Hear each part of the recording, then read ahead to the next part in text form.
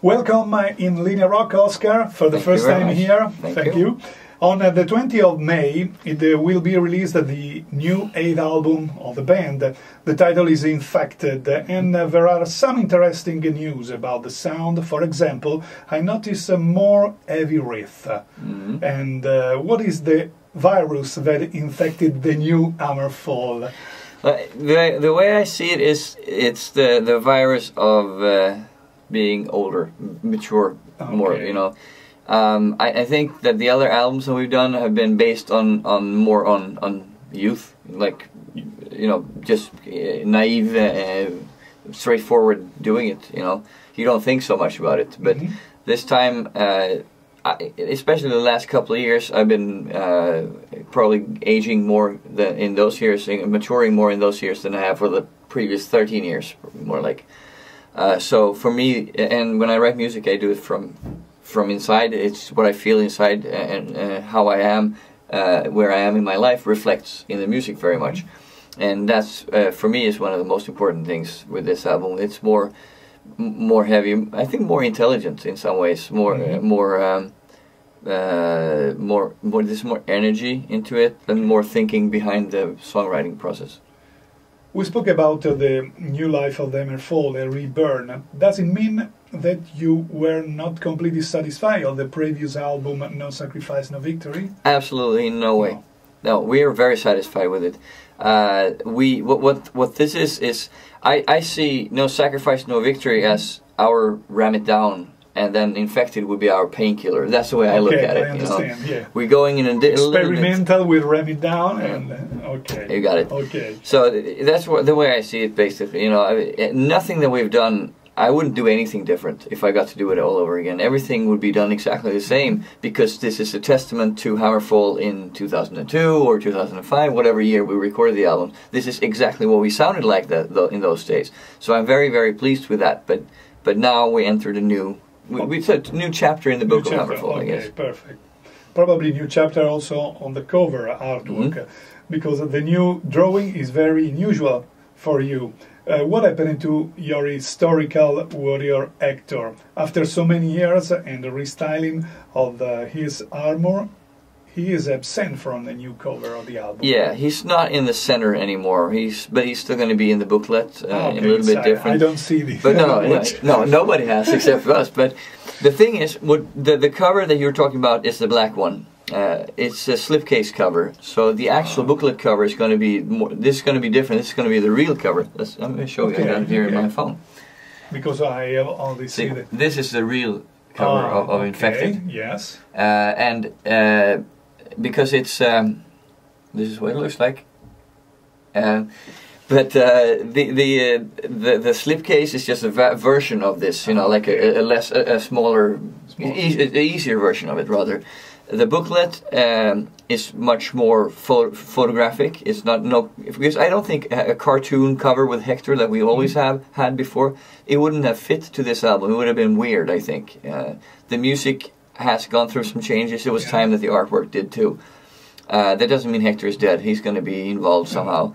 But it means that we put more emphasis on the overall thing than the actual cover. Before we did only a cover, and then we started making something from that point. Now we had a whole vision of what we wanted the visual stuff of Hammerfall to look like for so now. the album, the CD, will go out in a different version, deluxe edition. Yes. Oh yeah, it will. Actually, that's interesting. There's going to be a limited edition. I don't know exactly what's going to be. Probably a digipack or something. Yeah. But with a booklet with the artwork from Samwise, who has always done our covers for the last 10 years or whatever, he was visiting us in the studio and he was doing sketches. So there's going to be one sketch from him to each song. What he felt when he listened to this song is going to be included. This is a special edition of the album. Yeah. So we haven't forgotten about that part. It's just we scaled it down a little bit. You know? Okay. Also, about the production. There is a new name. After many years, together with the famous Charlie, that you consider the sixth element of the band, right? Now you have chosen James Michael, the producer of Motley Crue, Scorpions, many other band. Probably just a little bit far from metal. It is far from, well, yeah. It is a bit off, I see what you mean, but the thing is, with this album, first of all, Charlie was doing everything from start to finish with Hammerfall. He was doing drums, he was doing guitars and bass, and all the way to the mastering even. This time we decided to do the drums and the bass and the guitars ourselves in Sweden. So we had this product that we brought over to James Michael, who's in Nashville, in Tennessee, and there, based on the foundation that we had recorded already, this is where we put on the vocals. Some of the solos were done before, some of them we did in the US. The keyboards, maybe the rest, but we just finished it over here. James mixed it, and then we had some other guy master it. So basically, James is a co-producer of the album, but he's also the mixed the album, which is very important in this sense to get a different feel, fresh ideas. And so the songs of the album was recorded in different studios in Europe and in America. Okay, and. The track Dia de los Muertos is, in my opinion, one of the best of the album. This is my personal opinion. And also Let's Get It On. It's very cool. It's something of rock and roll style. Can you tell something more about these two songs? Well, first of all, congratulations for being the first one to pronounce the name correctly in Italy. So far, nobody has been able to do it. Not yet, anyway. It's a Spanish name, of course. Dia de los Muertos. It means Day of the Dead, and it's about the Spanish, the Mexican tradition of the festival that they have. I think they dress up as skeletons and dance in the streets and all that. I think it's a celebration of death somehow. But with this lyrics, it's a bit the Walking Dead sort of get their revenge in the end. So there's going to be some bloodshed as well in the song. This song is also interesting because that's the first song that Frederick, the bass player, has been has played a part in writing, which is quite interesting. He came up with the riff, actual main riff, so to speak. It's also interesting from another point of view, this song, because after the second chorus, there are no more vocals on the whole song, which is very unusual for Hammerfall to do. Well, rare. We've never done it before. But it was just like, okay, now it's time for a solo. So I wrote the solo parts and continued to this part sounds good here, and then I added another part and another part, and all of a sudden it was like this whole chunk of music with no vocals on it. And this is a part of what we're trying to do. We're trying to do something. Not the obvious, not to be predictable. And this was certainly not very predictable from my point of view anyway. So that's why this song is really interesting. It's going to be very interesting to see live. I think it would be a good live song though. Let's Get It On is my contribution. And on every album I write one song all by myself with music and lyrics and all that. This Let's Get It On is this song now. I'm a huge mixed martial arts fan. Do you know what this is? The UFC, the Ultimate Fighting Championship. This song is about the similarities of what they do. They go out in front of a huge audience and perform, even if they perform with their fists and whatever. They still have to go out and perform for people. It's an adrenaline rush for them. All of these similarities they try to put together and compare this to what we do. We go on stage and perform for people. The only big difference is we don't end up getting seriously injured. But since I'm a huge fan, this was a dream I had for a long time to make this type of song. And it definitely is more of a party rock kind of song. It's got the very big vibe, drive to it that goes all the way through it. I'm very happy how this song turned out. I like to do different things, not do exactly the same thing all the time. Just do different aspects of metal, because metal for me is so wide. We're still just here. We have such a big spectrum. So it's interesting to explore a little bit different things. Another song, Send Me an Angel, can remind me in some way Glory to the Brave. Is there any special event behind the lyrics of this track? It's called Send Me a Sign, actually, and not Send Me an Angel is a Scorpions song. Oh, yes, sorry. But so this song is interesting because this is a cover song from a Hungarian band called Pokolgép. But they sung in Hungarian, so you wouldn't know it, of course. No? I don't know. But I like this band a lot. It's probably Hungary's biggest metal band, but because they only sing in their own language, it doesn't go across out the borders.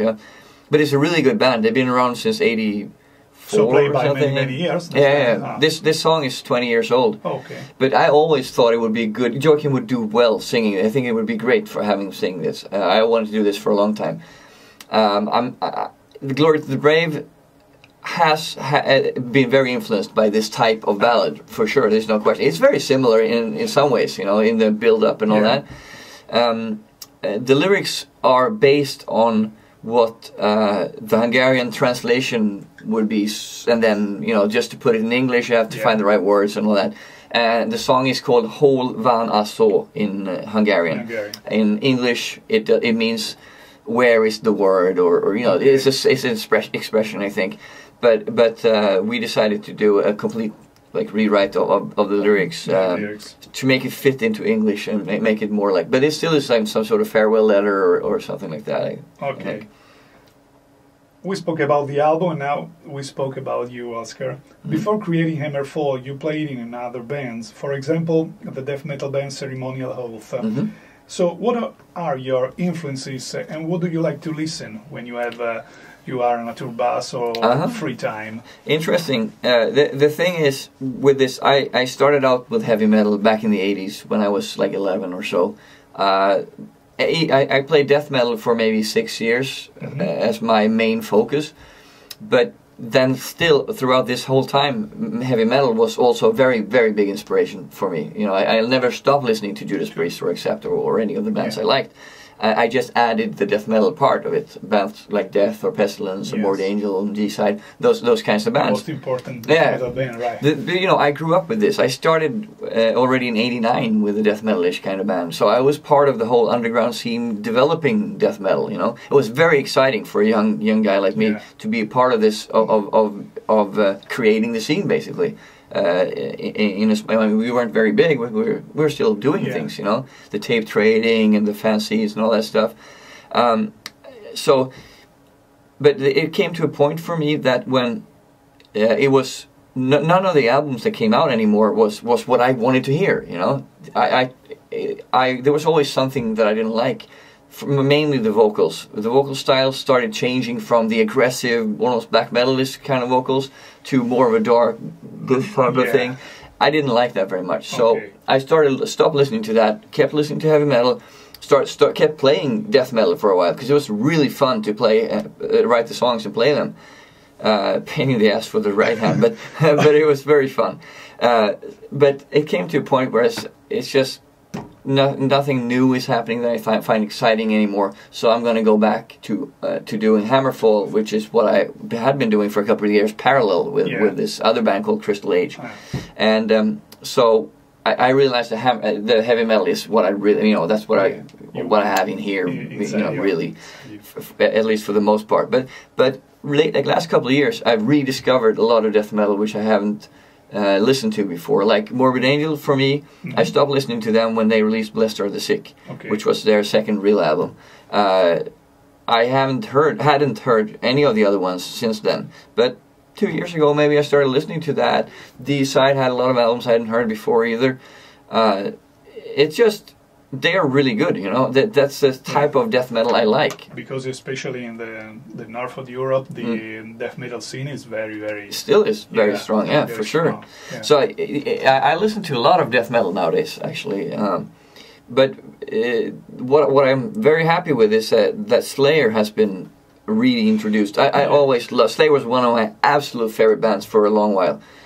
They were very, very big influence on me when I was playing death metal.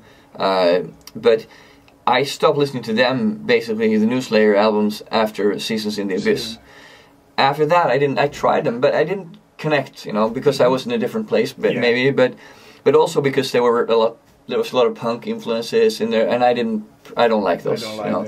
But the new album, World Painted Blood. World Painted Blood. Yes. Yeah. I kept talking about this album earlier today, and I kept calling World Demise, but that's an obituary album, so I mixed them up in my head. But World Painted Blood, I got into it. I was like, fucking hell, what's this? This is unbelievably good. This is Slayer the way I want them, you know. Yes. And so I bought that and listened to that album a lot, and I really, really liked that album very much. Okay. In the history of Hammerfall, we can say there is also a sport. For example, the song "The Fire Burns Forever," used for European Athletic Championships, and the song "Hearts of Fire," used for national curling team. I don't know if it's correct. Before you play music, you was a goalkeeper in for 10 years. For 10 years, you play soccer. From I was 8 years old till 18. I think I was around 18 or 17. I stopped for a year. So I wanted to play music instead. Because you decide for your life. Yeah, I couldn't do both. I mean, there's a lot of practices and a lot of rehearsals. No. So I chose music. But then he didn't have a goalkeeper the next year, so they said, "Can't you come back for 1 year?" So I did. I said I could come back if I get to play as a forward for a little bit too, just alternate in a different team. But so I played for 1 more year and that's it. Then I just stopped after that. Yeah. The last question is about the future plans. So during the summer, the band play live in some European festival, or when start the tour for the new album? The festivals will be, of course, right after the release of the album. The album comes out on May 20th. So after that, the festivals already started. We're going to continue doing that during the summer. No touring or anything, just the big festivals. But at the end of the year, we're definitely going to do the tour. So it's going to be in October, November, and December. Yeah. Probably late November in Milano, I would think. Nothing is decided, but that's just November anyway. November probably. And that's going to be. I can't wait. I'm really excited because at the festivals you play 2 or 3 new songs and 2 or 3 old songs. But now we can do whatever we want. I'm so excited. A single concert completely different. But at the festival it's okay, but for me I prefer seeing a band with your technical, with your sound, with your lights in a single concert, not in a festival. No, I totally agree with you. Okay. Thank you very much, Oscar. No problem. See you probably in November. I hope so. Thanks for having me. Goodbye. It's possible to record in ID? Sure. The name of the web is Linea Rock. In this one or that one? It's the same, open. Okay. Hi, this is Oscar from Hammerfall. You are listening to and watching Linea Rock.